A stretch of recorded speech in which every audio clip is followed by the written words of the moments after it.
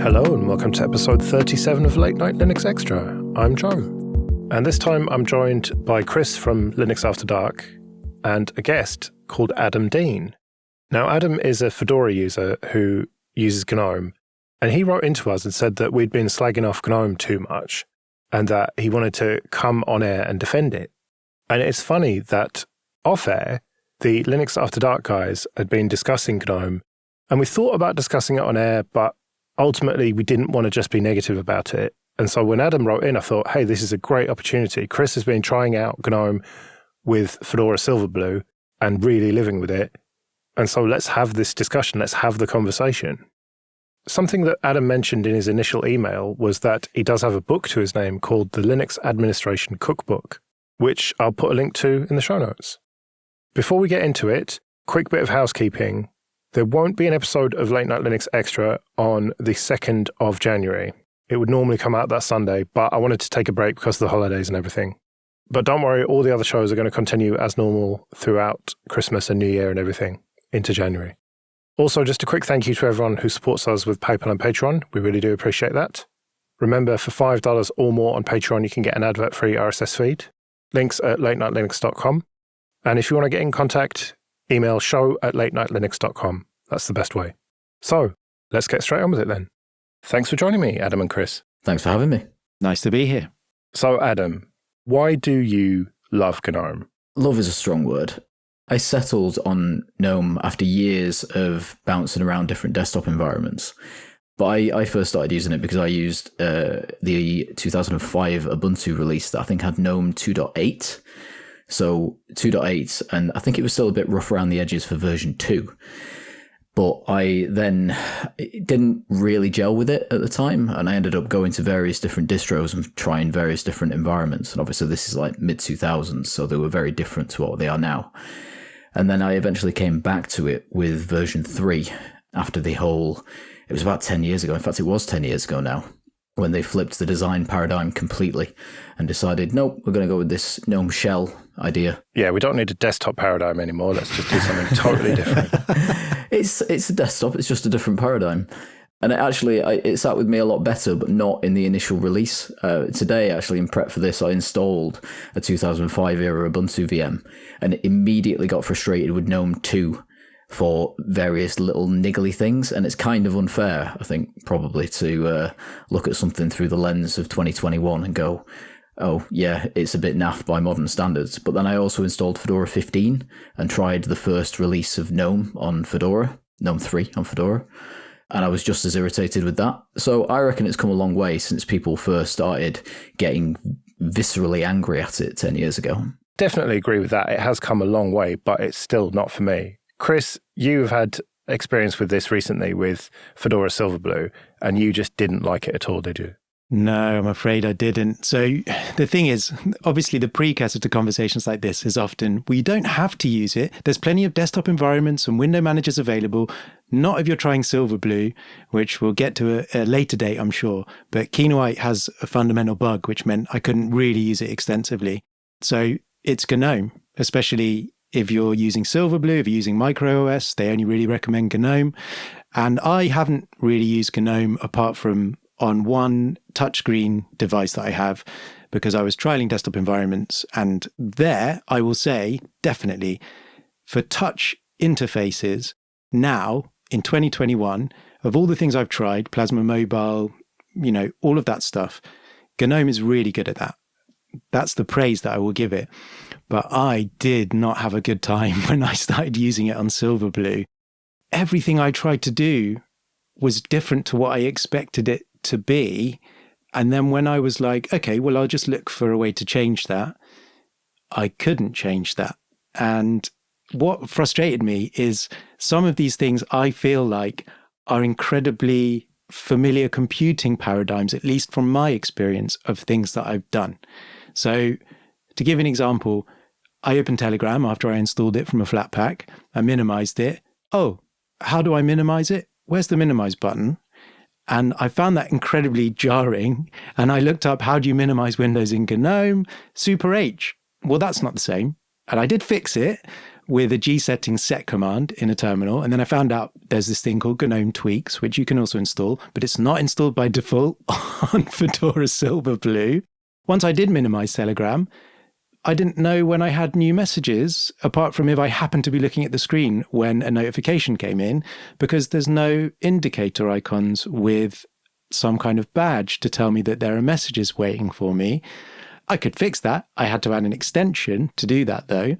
When I went to Alt-Tab, I found it really difficult because all the apps were grouped, and I found out you can change that in the settings of GNOME, so no extensions, no GNOME tweaks. But after I did that, it started moving my windows from workspace to workspace. And because Wayland is broken with autotype, I was finding it really annoying for KeyPass. So yeah, I went into it, I promise you, because it's a thorny issue, I'm aware.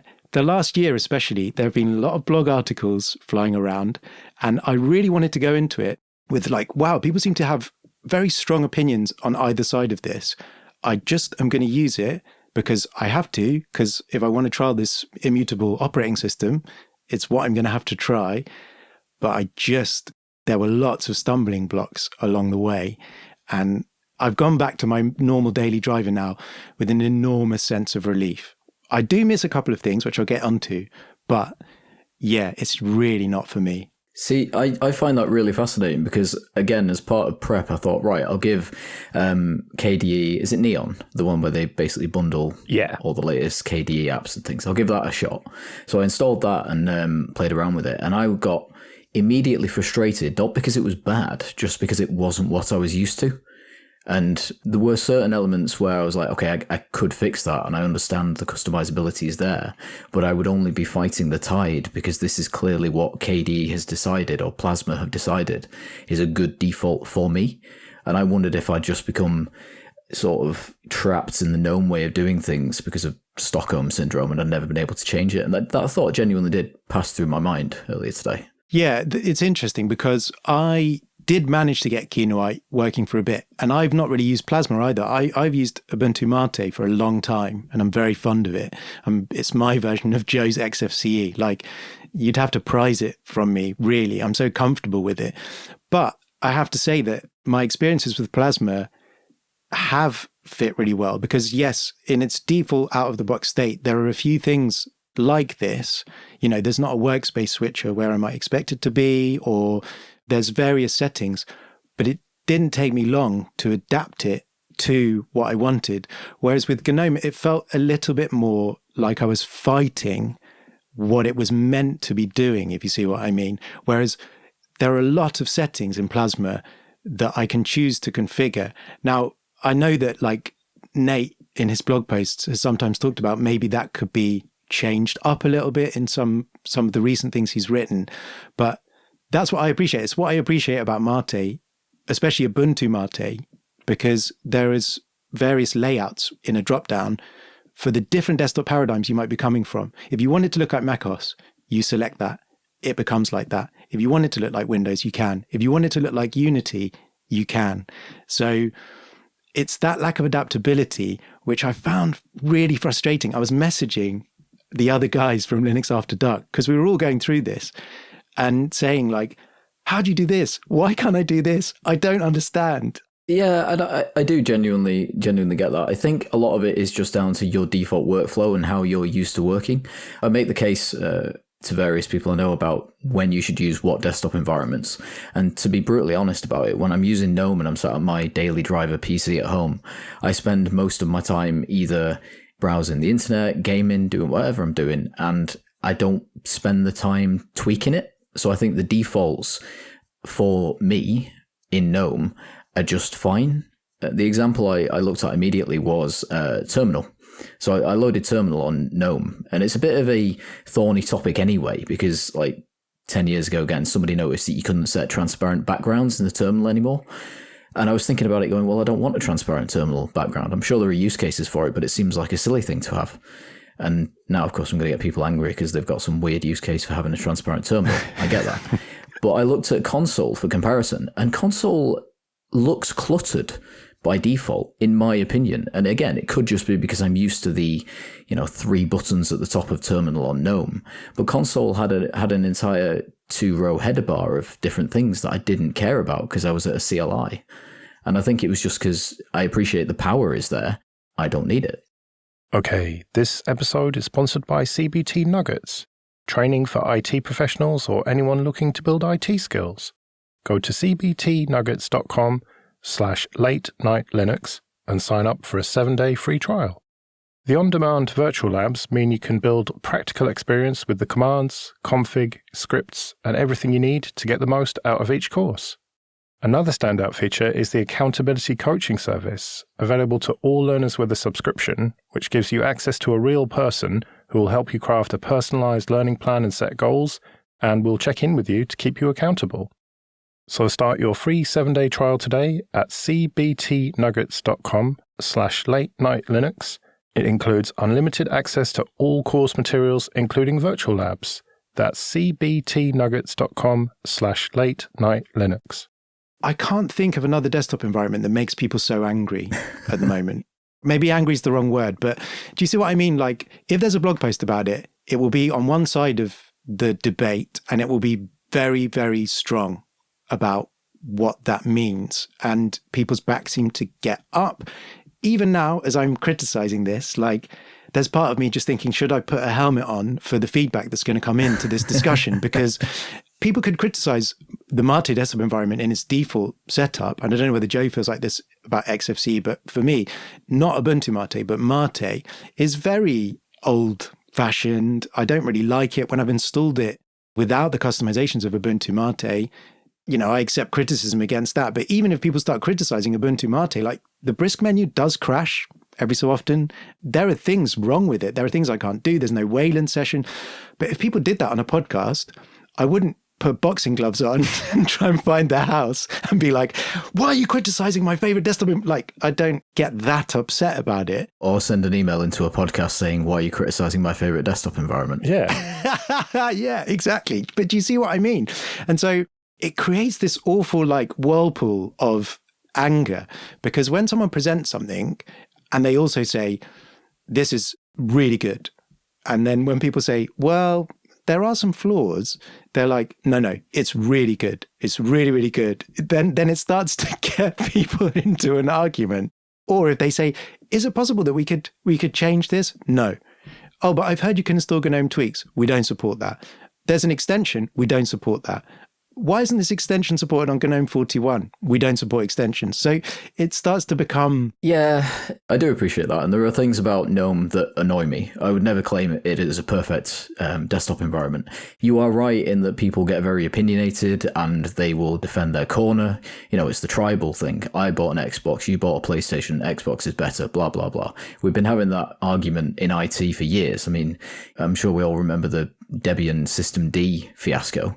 And it's just the same sort of thing. We like holy wars in IT, or the vocal minority like holy wars in IT, which is why you get the Reddit threads, which is why you get the people at each other's throats. I went back and read through a few of the old criticism threads on Reddit, even with the GNOME devs chiming in. And I sort of understand their point of view, and they do get it in the neck a lot, but I think a lot of developers unfairly do get it in the neck a lot, and it's just because people are very, very strong in their opinions. Yeah, but I think that the reason that the GNOME devs get a lot of pushback is because they are so opinionated about what a desktop should be. And for me, that's not an issue. If you're happy using it, then great. But I'm never forced to use it because I'm not really that interested in running Silverblue. I'm happy to use XFCE on top of whatever distro I'm using, whether that's Ubuntu or Debian or Fedora. There's a great XFCE spin there. Manjaro, great XFCE spin. Other Arch distros. So it's just not a problem for me. I just don't use it. I've tried it out and I've got it in front of me now in a VM, and I just don't like it because it is so limited. But I do get why they want to have this very limited experience, because they have a vision for what using a computer should be like, and they've made something that gives you that vision with very little customizability. I don't want to second guess what the sort of ultimate goal is, but I know that GNOME is the default desktop environment in Ubuntu.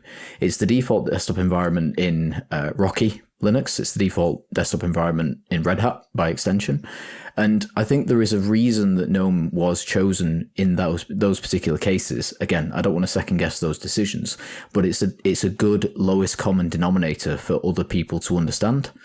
And while KDE and XFCE and LXQT and all of those are very powerful and customizable, I think when people just sit down in front of a computer, especially one they might not be overly familiar with, say in an enterprise environment where they're made to use Red Hat, they would just want something they can understand in its simplest possible guise.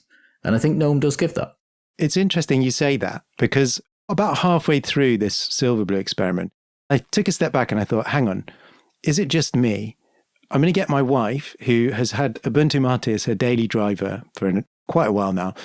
I'm just going to sit her in front of this and tell her just to use it for a bit and then give me like a slug line of what she thinks. And so I left her for a few minutes and I came back and said, so what do you think? I didn't really give her any context or anything. I just said, this is just a slightly different version of Linux. Have a go.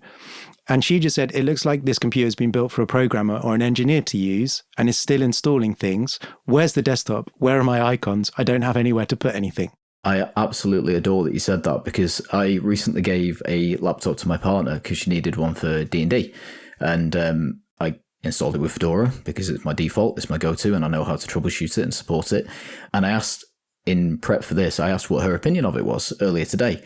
And it was basically just a shrug. It's fine. It did the job.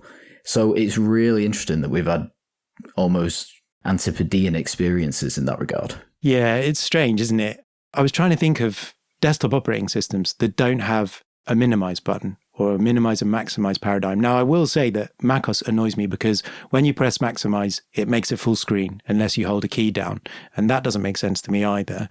But with Chrome OS, it has that 3-button paradigm. Now, whether or not that's because they're targeting Windows users and trying to bring them over, I can't speak to that. I'm not part of the design team. But that just seemed really weird. And when you say about Ubuntu, one of the things they put back in is indicator icons on the bog standard Ubuntu desktop. And as far as I'm aware, that is becoming harder for them as time goes on, because you have to use some kind of extension framework to get that because it's not there. So I don't know. I mean, Fedora is its home, I feel like, so if we're going to give it a crack, Silverblue, which has GNOME 41, it's quite recent, is a fair crack of it. But really what it came down to for me is it feels like Plasma is a dog, right? You get a pet dog and you're like, let's do this, let's go to the park, let's throw a stick, let's do this. And the dog just runs around and does everything you want. And with GNOME, you're like, it's like a cat. You basically say, should we do this? And the cat just walks off. And sometimes the cat will come back and do things. But generally, if the cat doesn't want to do something, it will not do it. And it will bat you around the face with a clawed paw if you try and make it.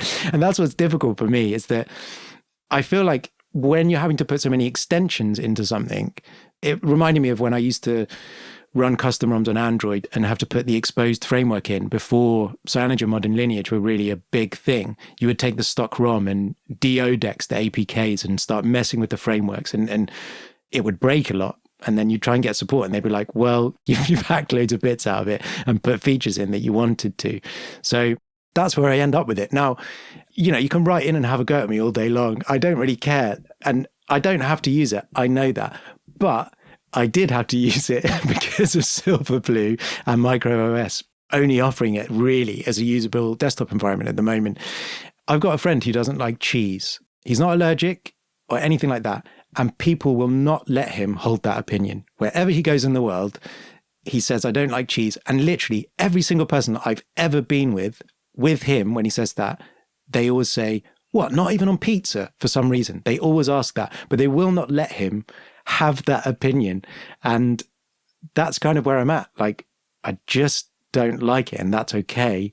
It's just, it feels more than any other desktop environment. And in fact, the weird thing is Plasma's the anathema. If you look at Nade's blog posts, he's like, people are saying they don't like this. We're going to look into it. People are saying we don't like this. We're going to look into it. We're going to try and adapt that. And even in the comment section, he gets really attacked. The Wayland session isn't stable. When are you going to fix it? Plasma's terrible. He's like, that's fair and you have other choices, but we're working on it. And so it's quite hard when it's like, GNOME doesn't do this. Right, I'm going to write like a 55 paragraph blog post about why this person is wrong in their tweet. Like, that's where it becomes difficult. Yeah, again, ego-driven, people like holy wars, and people are massively opinionated. Like, I think it's fair to say a lot of people in IT are ego-driven, opinionated individuals. That's just the nature of the people that you attract in IT. Maybe I'm being unfair, especially those that want to, have a public presence. But I'd say there's plenty of people that are just the silent majority that just sit down and get on with it. It is interesting that you said that you did the comparison to cats and dogs, because as you were saying that, I just looked at my cat in the corner, who is probably the grumpiest cat I've ever owned, and did think like, yeah, maybe you're right. Maybe it's just the cat of the desktop operating system world. I can go through some things that make it good for me, but also some things that are negative. Like, I like the fact there's a consistent theme to GNOME, purely because I like the fact that I can go to any operating system that installs GNOME and have the same experience, like the same applications, the same look, the same feel. And I appreciate there are people that like theming their desktop environments. I totally get that, 100%. But I don't sit down in front of my computer and stare at my desktop environment lovingly. I tend to open Stellaris and play that instead. I don't want to spend time tweaking my desktop. I think I've covered that. And I don't mind the defaults. That being said, there are some things that I do change, and I do have Gnome Tweaks installed. It's weird that a lot of that stuff isn't in the default settings. I disable the activities hot corner. That's been a point of contention recently, and I think they're changing that anyway. I had a places indicator for files. I agree the notification solution could use some work. It's kind of fine, but you are right in that the indicator that's just a little white dot, I don't think that's an extension. I think that's default behavior. You just get a little white dot by the clock when you've got a notification. It's not the most obvious thing in the world. And having extensions that improve the experience is good, but it is frustrating when they break with every major release, because it's tied implicitly to the version number in whatever it is, the metadata file, and you just have to increment that every time there's a GNOME version and occasionally tweak it a little bit because it's broken the CSS for whatever reason. I do have Mumble Ping, for example. I've got Mumble Ping extension installed, which shows when my mates are in the Mumble room, and it's a nice extension, but it's irritating that it breaks. If Fedora is the home for GNOME, maybe that explains why I settled on Fedora, or at least in part. There are default extensions in the Fedora repositories, which you don't have to go to extensions.gnome.org to install, because they're accepted as being, I don't know, maybe better for the user experience. So because you can install those, there's a good chance they will work. Some of them, admittedly, a little bit broken still. And these are the things that maybe I'm blind to when I use it, because I just sort of accept the desktop environment for what it is. I wouldn't say that I'm naive enough to say that it's perfect, as I mentioned. I think it's got problems, but at the same time, it works for me quite well. I don't like it when you see people being aggressively anti-GNOME, but as I said at the start, that's also dialed back a bit in recent years, and I think more people have come to accept it for what it is. Maybe they just shouldn't have called it GNOME 3 when they created it. Maybe it should have been an entirely different name just to disassociate itself from that namespace. Yeah, and we have to accept the fact that it is one of the most heavily deployed desktop environments for Canonical in a corporate environment. And if it was that bad, they would have changed tack by now. People are getting work done with it on a daily basis. So, and I do like some things about it. I like the fact that the terminal gives you a notification, even if it's not in focus, when a process you've instigated finishes. That's great. I'll be looking at Firefox and it says, oh, by the way, these updates you've run on a server you've SSH'd into, they're done now. So if you want to go back to that terminal, you can do the next thing that you've done. I actually tried to get the overview when you press super on Mate, and the only way you can do it is either with Compiz, which is going back quite a bit, wow, or you have to hack in like Skippy XD and Brightside, and it just, it's just not going to happen. So there are some things, now I've gone back to my daily driver, that I miss, but it's just not enough. Well, I'm just glad that I don't have to use it, is the bottom line. And I'm glad that people like you, Adam, use it and love it, or at least accept it and put up with it. Either way, that's the beauty of free software. I think you found a real edge case, Chris, with the Silverblue situation. And I think that ultimately Kinoite will solve the problems that it's facing at the moment, and that will be an option. And that's just the good thing about open source and free software, is there's almost always another alternative. And for me, it's XFCE. So thank you for joining us, Adam. It's been really good to have a perspective from someone who actually uses GNOME and doesn't have negative things to say about it. Well, not many negative things anyway. Yeah, I think that's the key. So if people want to find you online, good luck, because you basically aren't anywhere. Yeah, I mean, I know you said you were going to rib me on this one. I don't generally have the time or the inclination at the moment. Maybe that'll change at some point in the future. I have a professional presence, and that's about it. So if you want to offer me a job, then find me on LinkedIn. But apart from that, I'm afraid I am not available. All right. Well, if anyone has anything to say, you can always email show@latenightlinux.com and I can always forward it on to you. That's perfectly acceptable as well. And I'm sure no one's going to write in about this episode at all. It's going to pass without comment and we'll just move on. Yeah, exactly. All right. Thanks, guys. Cheers.